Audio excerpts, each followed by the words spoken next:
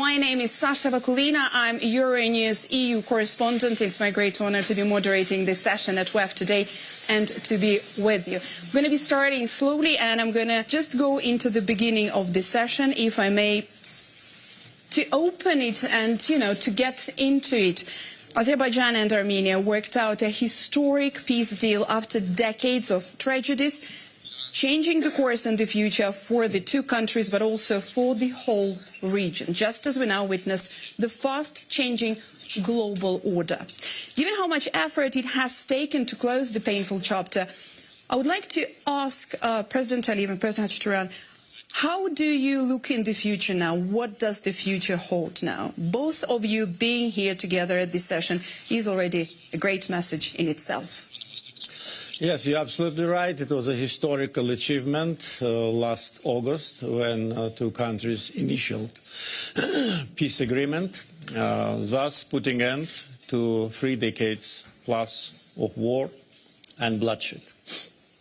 The uniqueness of this peace deal is that it was signed less than in 2 years after the last bloody clash.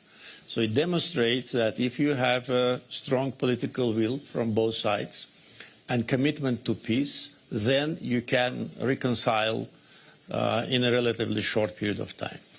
What has been signed today is transforming into the practical results. Not only we live in peace for 5-6 months only, and we enjoy this situation, neither Armenia nor Azerbaijan as independent countries ever lived in peace. When we became independent in 1991, we were already at military standoff. But today the benefits of peace are reflected into beginning of cooperation. First, cargo from Azerbaijan of critical products, oil products, are being transported to Armenia, and in itself it brings the prices down. So it was absolutely unimaginable maybe 2 or 3 years before, but today it is a reality. And I think nothing can interfere into this process. What we need to do more, I think both sides, is to demonstrate the results of living in peace, so that we can also witness the full support of our societies to this process. I am very optimistic because really what has been achieved is a tremendous benefit to Armenia, to Azerbaijan, to Southern Caucasus, and it sets an example of how the countries which were in very deep hostile terms now transform into phase of cooperation. We restored justice, international law, our sovereignty, territorial integrity, and then we achieved peace. And then we stopped. And for the leader of the country, which suffered for 30 years, to stop at the right time is a very responsible and very important decision. We could have continued. I want to be very open with you and with the audience. But that would lead to endless wars. That would lead to more sufferings, more victims. Then war would never end. And someone should have stopped it.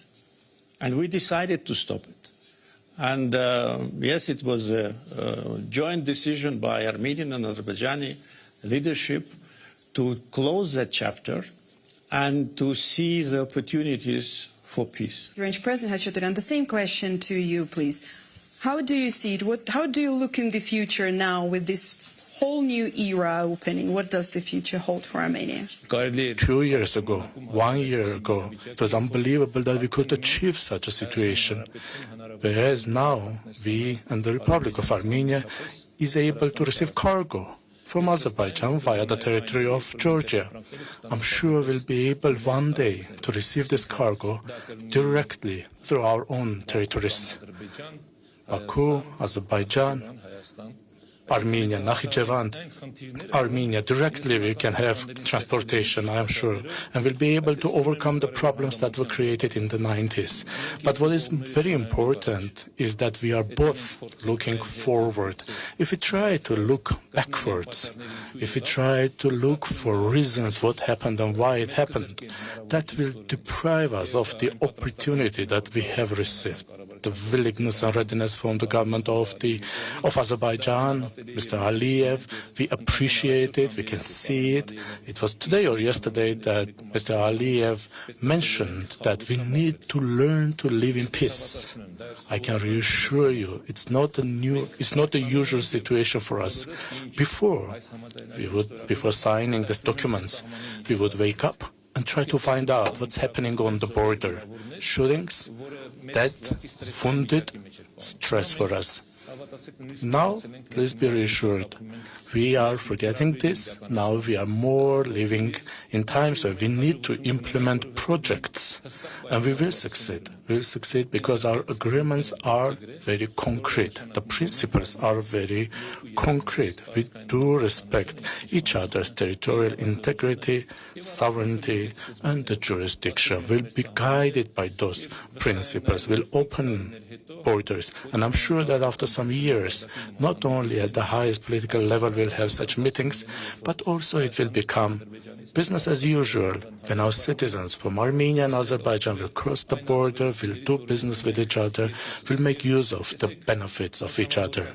And therefore, as a result of this cooperation, will become a very conducive region as the South Caucasus for the entire world. The discussions that we are now having about connectivity between Europe and Asia, the best way to this is South Caucasus. This process will succeed because there is an economic interest as well, not only political. Political is very important, but also economic. And this will enhance and strengthen the agreements that we have achieved on. And I do want to thank the leadership of Azerbaijan, Mr. Aliyev. I do have the right also to say thank you to our Prime Minister as well. President Vučić, I would like to ask you, how do you see the role of Serbia as somehow this important bridge for Eurasia, bridge between Europe and Asia, when it comes to redefining and defining this economic identity for the region? I believe that the role of our countries will become even. We all know that we belong to small countries, relatively small nations, speaking about size and numbers, not about our pride and dignity, but I believe that we'll have bigger importance in the future, and I'll tell you why. From Armenia, let's say 3 million, 7 million Serbia, 10 million Azerbaijan, we'll have to get along with each other, we'll have to cooperate, we'll have to do things together. Because in today's world where we are facing no rules, no regulations, where big fish eat smaller fishes, and they're saying it, they're not even wrapping it in anything, they just do it, and they're doing it bluntly, and not observing and not in accordance with UN Charter and UN resolutions. We'll have to take care of ourselves. And now you have two different schools. One is either to belong to those big, newly defined empires in different hemispheres, either to still protect your sovereignty and independence. And knowing Azerbaijani people, Armenian people, and Serbian people, I know that we'll pick the option number 2, which means that we'll protect our countries, our nations, our sovereignty, and our independence. Wanting, of course, to cooperate with everybody, but at the end, we'll have to keep our national interests and our statecraft as well. Özdemir, the President's touched upon a little bit the investment side and the business side of it, and it would be great to hear, please, from your take, what's your view regarding the policies and probably the strategies needed to strengthen Eurasia's competitiveness, as well as ultimately also the integration in the global picture, in the global trade? The investments can only start when there's peace and long-term stability. I mean, if there's no stability, nobody wants to invest. So hearing the leaders here, and I'm very happy to be among these very strong leaders, that the peace and prosperity are going to be long-term, it means investors can come.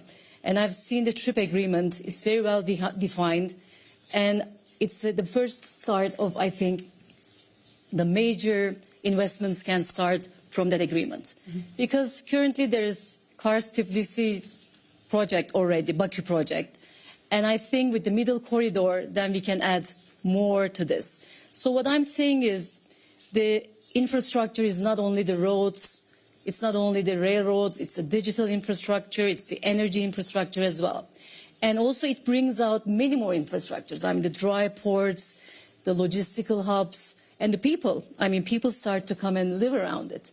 If I may intervene regarding some good words said by Madame Özdemir, if I pronounce that well.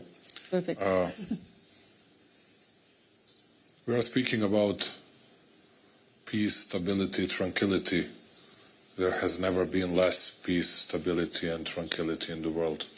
Last year was the worst year after the Second World War, with number of wars that were launched by different countries or within the countries. And this year is going to be worse than last year.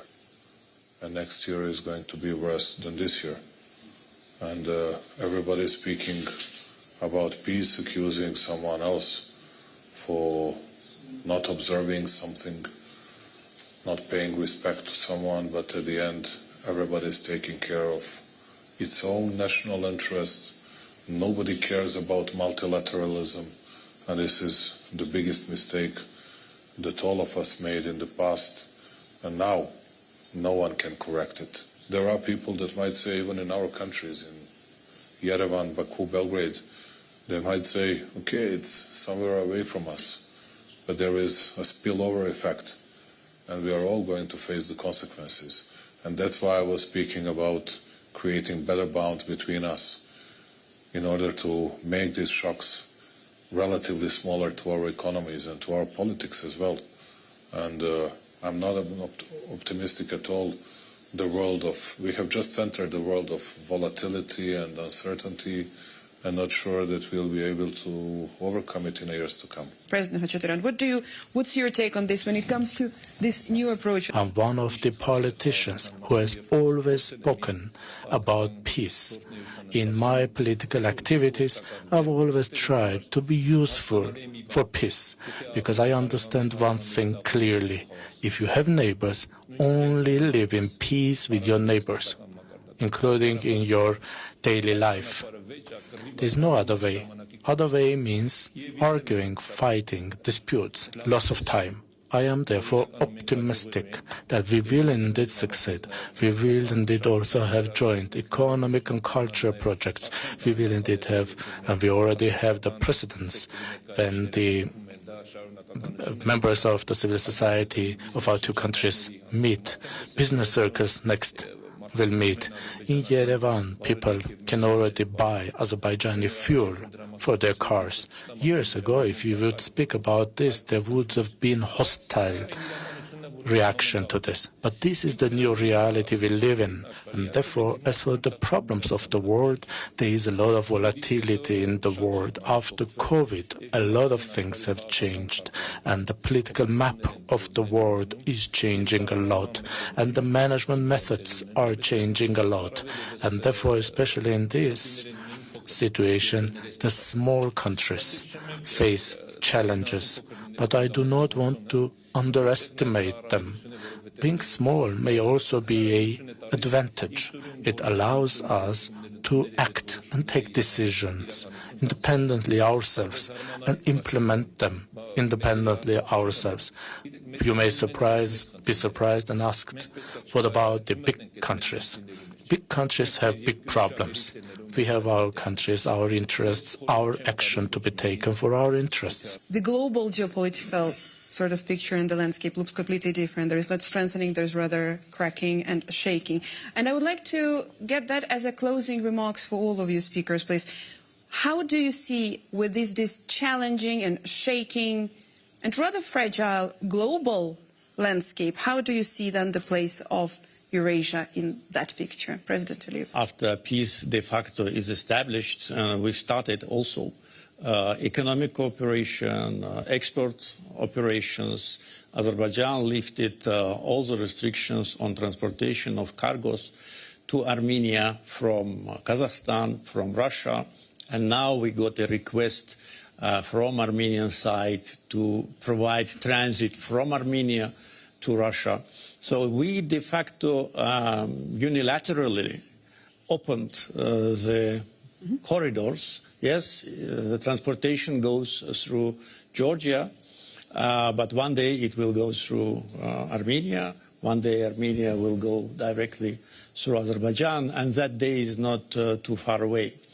We established a very close alliance relationship with Turkey, which is a brotherly country, and we have a huge investments in Turkey. Our investments in Turkey are more than $20 billion US. We are one of the biggest investors in Georgia. With a TRIP and the connectivity project, which United States now is supervising, we will establish a new transportation corridor stretching from Asia across the Caspian through Azerbaijan, Armenia, part of Azerbaijan, which is Nakhchivan, Turkey, and further down to Europe, in addition to the existing corridors through Georgia. So the more routes, the better for consumers, for suppliers, for transit countries. So we as a country, we always concentrate on our regional agenda. And if we cannot achieve what we want in the region, we cannot have any aspirations for any kind of a global event. But today, especially after parallel tracks of Armenian Azerbaijan and Turkish Armenian rapprochement, which go in parallel and definitely will end in parallel by establishment of diplomatic relations between Turkey and Armenia, Azerbaijan and Armenia at the same time, we are changing the broad geographical area, part of Eurasia, which is very important for connectivity, for energy security, for peace, for stability. President, which with your closing thoughts? The spillover effect will harm us a lot. I'll tell you why. More than Azerbaijan, of course, because we have a lot of German companies, French companies, Italian companies that are producing spare parts. If they will face bigger tariffs from the United States of America, which is the main market for those companies, it will mean that we'll have to shut down our factories, our plants in Serbia. And at the same time, there is a political issue. I see that we are coming to an end of a session. Everybody used to have its own Pandora's box. Now everybody is speaking about new Pandora's box. The real Pandora's box was open on Kosovo issue, when many countries in the world, Western world in particular, recognized and acknowledged an independence of Kosovo, saying, well, this was because of humanitarian disaster that was caused by alleged Serbian authorities' action in Kosovo. And at the end, you can see the same arguments are used by all the others that are doing against the other countries. But everybody is forgetting when it started. And now why I'm afraid and why I'm saying that I'm not that optimistic is the fact that we are having more regional and local wars than ever. You have no certainty even in the Gulf region, as it not used to be the case till last few months. And also need to say that this divorce between US and Europe is not going to be just a temporary issue. It's going to last for quite a more time. And at the end, we'll all have to pay the price. Whether we'll be able to take care of ourselves, I hope that we'll be able to do it better than some others. But are we going to be hit?